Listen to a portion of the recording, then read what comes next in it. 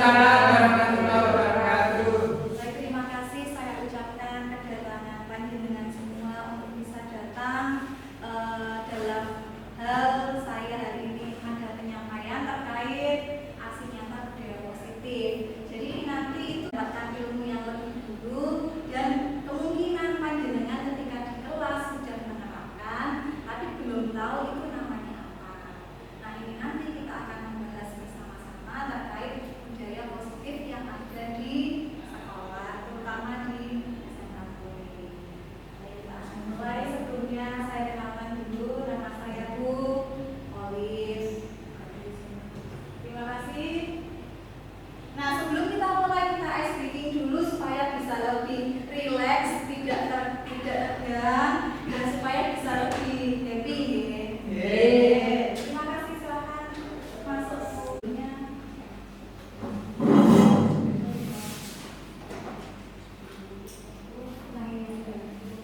Nah, keyakinan kelas.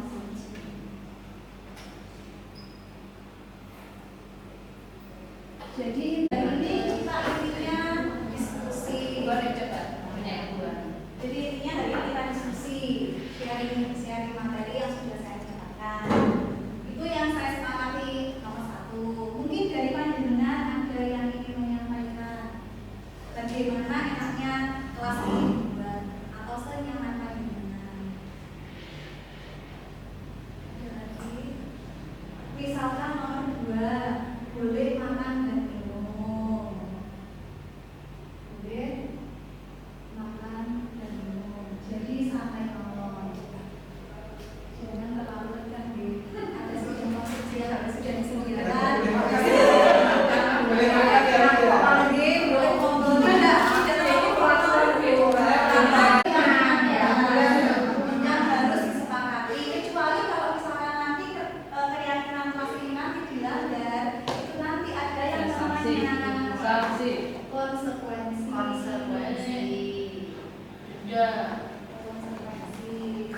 Jadi konsekuensi ini nanti pun juga harus disepakati oleh seluruh warga kelas. Boleh tidur, boleh tidur, tidak boleh tidur, berarti dilarang tidur, dilarang tidur, dilarang lamun, dilarang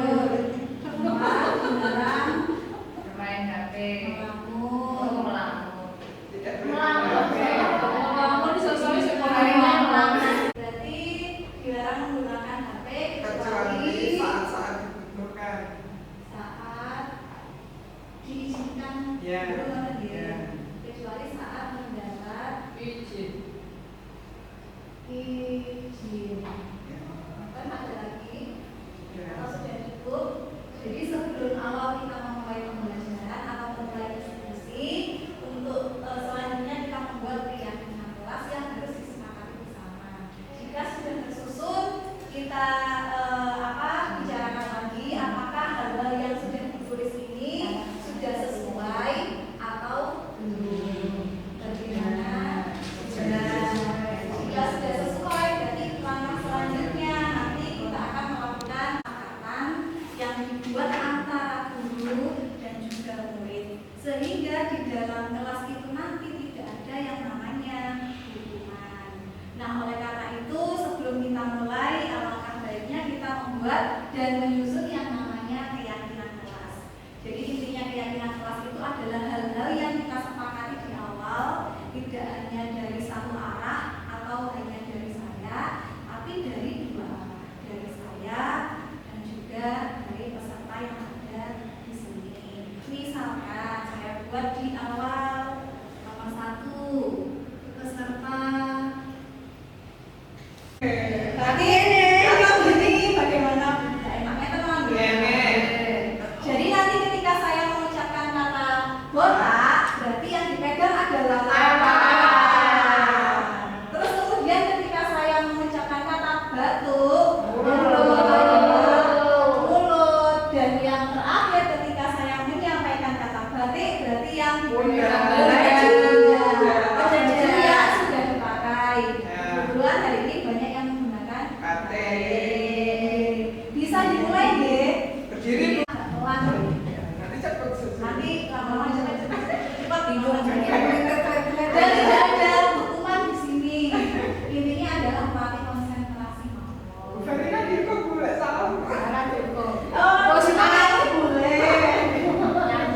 Baik, kita mulai.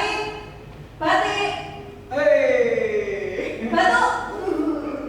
Botak. Eh. Batik. Botak. Batu. Batik. Botak. Batu. Batu. Botak. Batik. Batu. Botak. Baik, terima kasih.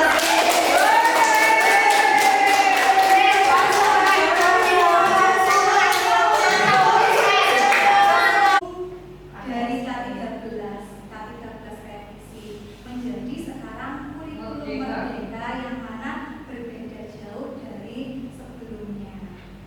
Terus kemudian yang kedua terkait disiplin positif. Jadi tidak hanya disiplin saja, tetapi dituntut bahwasanya disiplin itu mampu membawa ke arah yang lebih positif. Terus kemudian yang ketiga yaitu ada nilai-nilai kebajikan universal yang setiap harinya kita sudah melakukan hal-hal seperti itu. Terus kemudian ada yang keempat terkait 4 kebutuhan dasar manusia.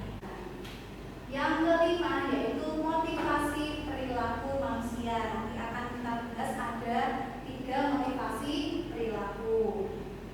Yang keenam yaitu posisi kontrol guru. Jadi sejauh ini kita sudah melakukan posisi kontrol yang bagaimana? Nanti ada 5 posisi kontrol. Yang ketujuh, yang sudah kita bahas terkait keyakinan kelas yang akan kita bahas di materi selanjutnya. Terus kemudian yang kedelapan ada segitiga restitusi. Jadi pada saat siswa melakukan permasalahan itu kita tidak langsung menjudge atau menghukum siswa tersebut karena melakukan. Jadi awal mulanya yaitu merupakan pembelajaran yang berorientasi pada penguatan kompetensi dan pengembangan karakter yang sesuai dengan dimensi profil pelajar Pancasila. Jadi ada 6 profil pelajar Pancasila yang sudah kita terapkan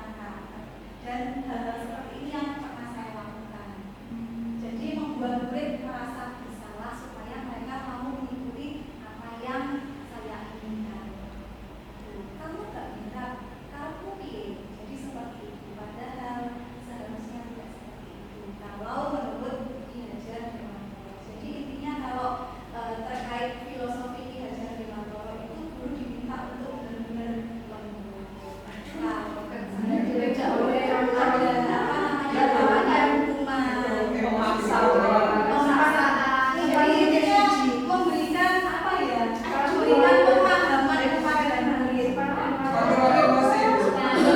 Kesadaran pada hal yang kita ketahui kenyataannya kenyataan sangat kompleks dengan berbagai macam karakteristik siswa di Gen Z saat ini. Terus kemudian ilusi bahwa orang dewasa memiliki hak untuk memaksa guru yang butuh nilai mereka. Seperti yang sudah saya bahas.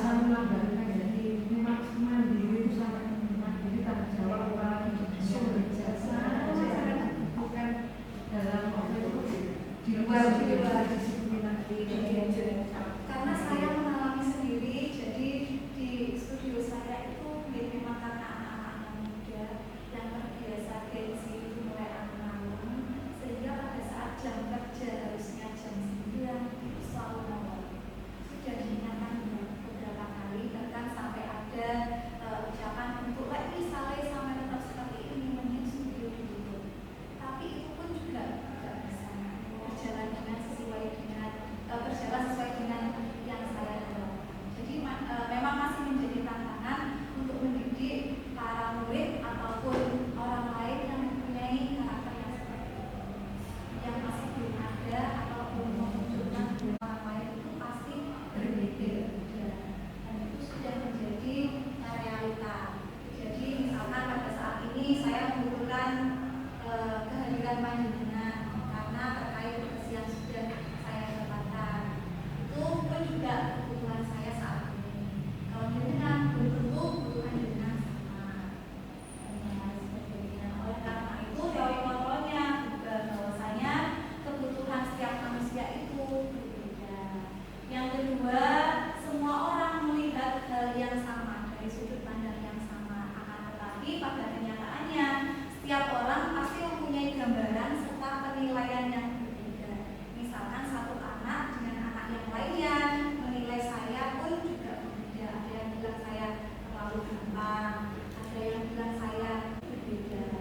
Terus kemudian perilaku buruk dilihat sebagai suatu kesalahan. Jadi orang melakukan pelanggaran atau seseorang atau murid melakukan pelanggaran itu adalah salah.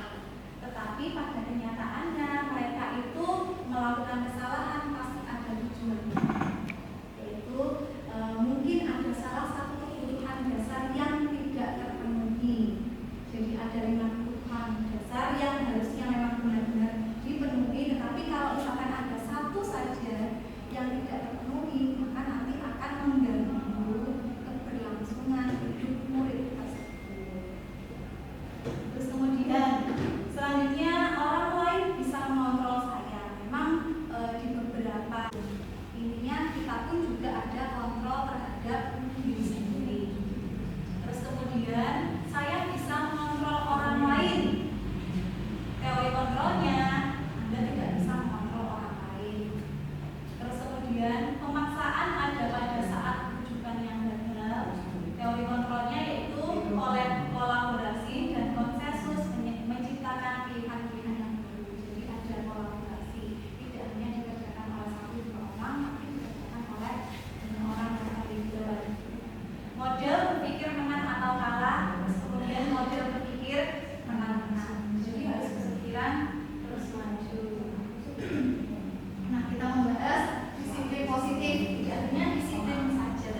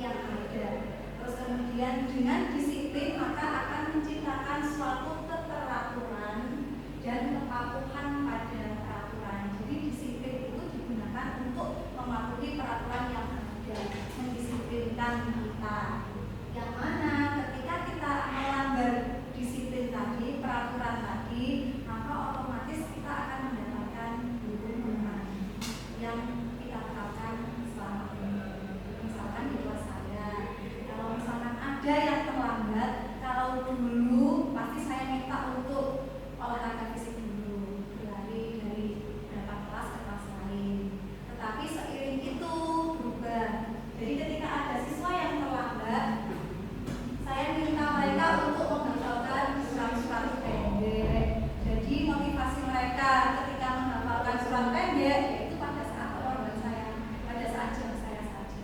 Dan sebenarnya hal-hal seperti itu dikatakan tidak boleh, karena motivasi mereka menghafalkan adalah untuk hukuman hidup. Jadi harus adanya. Jadi disiplin itu menurut Sarawajee dalam buku Sofwan Amri menyatakan bahwa disiplin berasal dari bahasa Latin "ser" yang berarti belajar. Jadi intinya disiplin itu belajar. Kemudian timbul kata disiplinan yang berarti pengajaran serta pelatihan, yang mana disiplin itu maknanya adalah perasaan taat dan patuh terhadap nilai-nilai yang dipercaya, bukan kesadaran. Serta di situ ada poin penting, memberdayakan peserta didik tanpa hukuman dan juga hadiah. Itu. Jadi intinya kita menghilangkan kata hukuman dan juga hadiah, karena hadiah itu nanti mereka kan ada beberapa orang tua yang menyampaikan jika nanti nilaimu bagus kamu akan mendapatkan ini. Jadi anak-anak motivasi belajarnya itu yang awalnya itu adalah digunakan untuk memenuhi pengetahuan mereka, kompetensi mereka, bergeser menjadi ingin mendapatkan hadiah. Jadi alangkah baiknya hal-hal seperti itu tidak disampaikan di awal. Akan tetapi entah itu nanti anak mendapatkan nilai baik atau tidak baik, itu selalu diberikan belajar dengan baik. Diberikan visi saja. Jadi terkadang anak-anak yang sekarang itu harus akan uji. Dan itu memang benar-benar terjadi di rumah. Mereka tidak mendapatkan perhatian yang baik, tidak mendapatkan apresiasi yang baik, sehingga mereka ketika di sekolah bagaimana caranya mereka bisa mendapatkan perhatian yang terjadi di lapangan. Jadi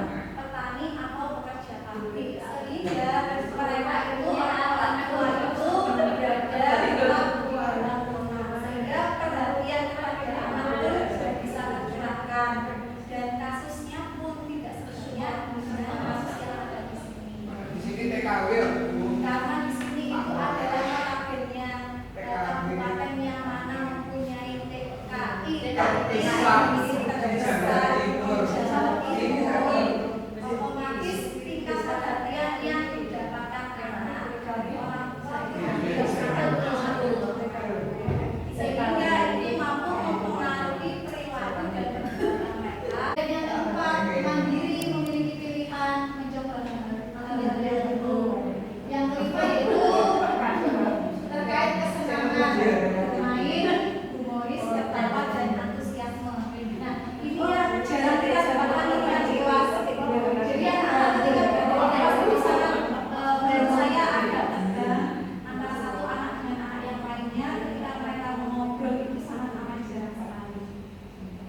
Apalagi betapa ya dengan janji mereka lebih edaran di sekolah terkait pelunasan nilai. Jika mereka tidak mendapatkan keseluruhan tanda tangan dari bapak ibu pengajar, maka yang terjadi adalah mereka tidak bisa mengikuti ujian. Jadi hal-hal seperti itu, anak mengerjakan tugas seperti itu adalah karena adanya motivasi untuk menghindari ketidaknyamanan.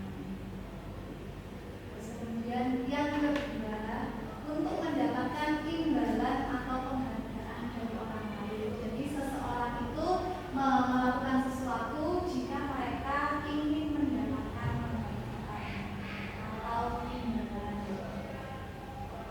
Dan itu pun bisa dikatakan bahwasanya motivasi itu muncul dari luar. Jadi yang memberikan penghargaan atau ujian atau imbalan dari orang lain. Melakukan sesuatu karena ada iming-imingnya. Misalkan melakukan sesuatu untuk bisa mendapatkan apa gitu. Atau kalau Peringkat 1 dapat HP dan guru. bisa. Jadi anak ikut sekolah. Anak bersekolah ini 7 datang tepat waktu, bisa ditambahkan. Kalau datang tepat telat terus ada loh. Jadi misalkan nanti siswanya terlambat atau gurunya terlambat, nanti ada konsekuensi yang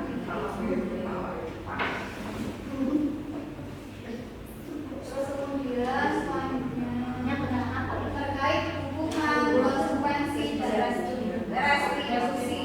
Jadi ketiga hal ini berbeda. Kalau hukuman itu berlangsungnya secara setara. Jadi yang menghukum itu adalah satu orang saja. Terus kemudian hukuman itu bisa dilakukan secara pribadi. Yang nomor 2, murid tidak tahu yang terjadi. Jadi murid itu tidak tahu kalau hukumannya yang diberikan kepada dirinya itu apa. Yang ketiga, dibuat sebelumnya. Sehingga intinya konsekuensi itu yang pertama yaitu direncanakan seperti tadi, direncanakan apa saja. Terus kemudian disepakati secara bersama-sama. Sehingga tapi tidak baiknya murid tetap tidak nyaman karena dia merasa dia melakukan kesalahan. Yang ketiga yaitu sikap baru yang harus selalu memonitor murid. Dan yang ketiga yaitu restitusi, yang nanti kita akan bahas terkait segitiga restitusi, yaitu proses menciptakan murid untuk memperbaiki kesalahan. Nanti ada 3 tindakan yang dilakukan untuk pencapaian segitiga restitusi. Yang kedua yaitu proses kolaboratif, yang mana kolaboratif di sini itu ada kerjasama antara guru dan murid untuk menyelesaikan suatu permasalahan, sehingga di situ nanti dituntut murid bisa menyelesaikan atau menemukan solusi sendiri atas kesalahan yang mereka perbuat. Selain itu merupakan posisi kontrol yang kita lakukan sebagai penghukum. Sama itu kurang benar. Berapa kali Nah, yang kedua, jika posisi kontrol guru sebagai pembuat rasa bersalah, berikutnya berapa kali saya harus memberitahumu bahwasanya kamu membuat kecewa saya karena seperti itu. Intinya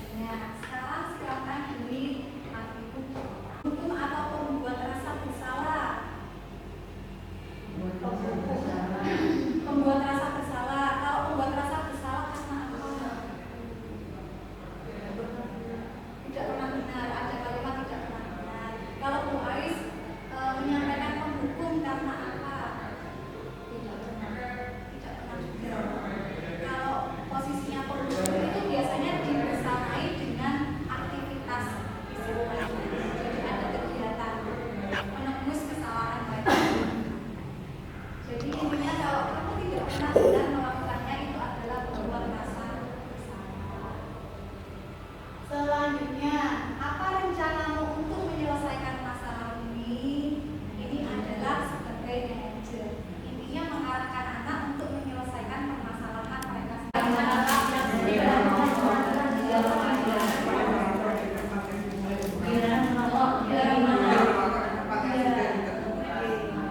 Area sekolah bebas robek.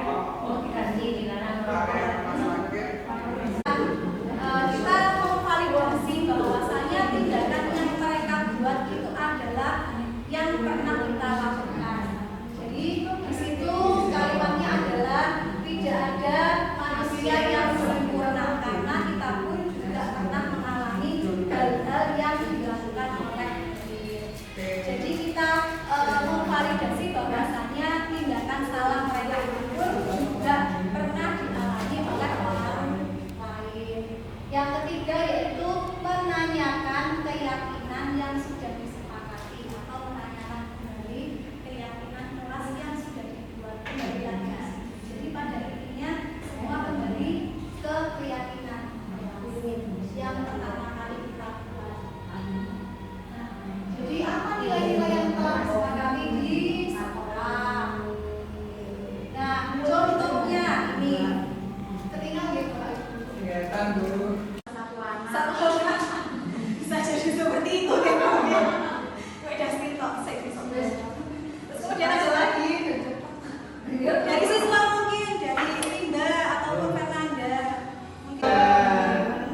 menit kok jam satu minggu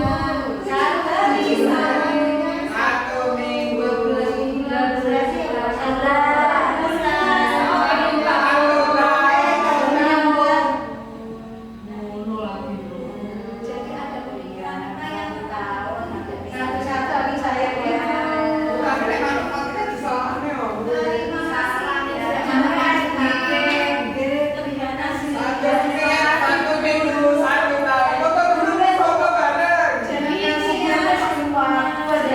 Febri, kemarin Bu Olive mendapat laporan dari Pak Ruli bahwasanya pada saat hari Senin upacara bendera dan pada saat pengibaran sang merah putih itu Samen tidak hormat pada bendera.